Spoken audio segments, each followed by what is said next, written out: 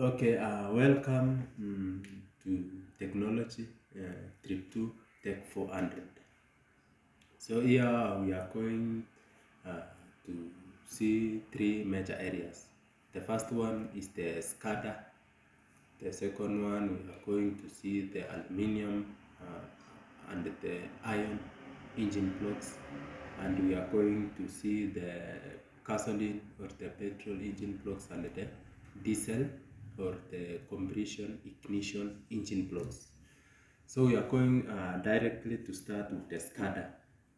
The SCADA is a form of technology which is used in in modern industries. So SCADA stands for Supervisory, Control, and Data Acquisition. So this SCADA, a data is extracted from a machine, and that data extracted from that machine is used to control the same machine. So, for instance, let's take for example of a lathe machine. So the process of lathe machine are many.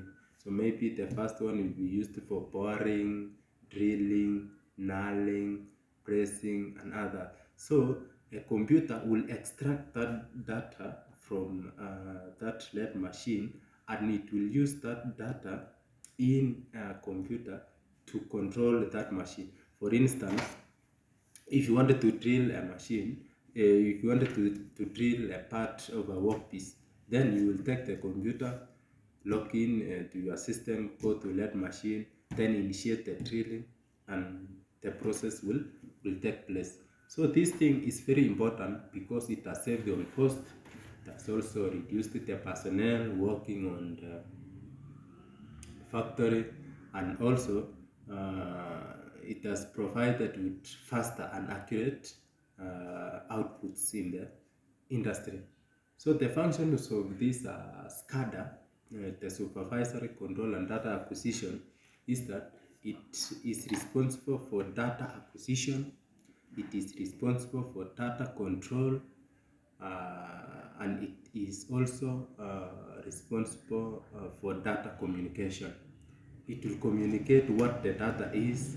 It will also control that data which has been used, and it will also acquire that data. Okay, that is all for the SCADA. Let's now go and look for the aluminium and iron engine blocks. So, as we know that every car has an engine, and every engine has an engine block. So we can say the engine block is the heart of the engine. So there are two types of these engine blocks here, which we are going to discuss: the aluminium one and the iron one. And we will be basing our discussion on the strength, the cost, the durability, and the fuel efficiency or the economy of the fuel. So let's start with the iron.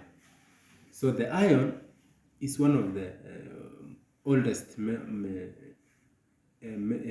the oldest metal which has been used to manufacture an engine block. So the iron engine blocks are very heavy. So iron is very heavy. It is very heavy as compared to the aluminium. So most of the people have opted out into aluminium because of this the strength or the heaviness of this iron. We are going also to see the strength. So aluminium is a bit not stronger as compared to the iron. So if you wanted to achieve the strength of the iron using the aluminium, you will require to add the iron to about 3 to 4 times, for instance, in the cylinder, in order to achieve the strength of the iron. So this factor of strength has really helped the aluminium, and it has really erupted in the industry because of this lightweight of it. It is light, it is a bit light, but its strength is also good. So when something is not heavy, as we know, it will not take much of the fuel. So we can say that aluminium is economic friendly because the fuel efficiency is high as compared to the engine block. Also, the iron engine blocks. So the last factor here we are going to see is the cost. So the cost of aluminium is a bit higher as compared to the iron engine block. So most of the people will rather opt out to iron because of the cost. So the more expensive something is that most of the people will effect that thing and go to the other one. So that is all for the aluminium and aluminium engine blocks and the cast iron engine blocks. So the last part of this trip we are going to see on the diesel, and which is also known as the compression ignition engines and the petrol engines. So these two, most of, as we see in all around, all the vehicles have engines. There is no vehicle which does not have engine. So those engines, it is either petrol or diesel. They are all internally combusted engines. When I say an internal combustion engine, is that all the combustion takes place internally. The combustion takes place internally. So in petrol engines, we are going to start with the petrol engine. So the petrol engines has a spark plug.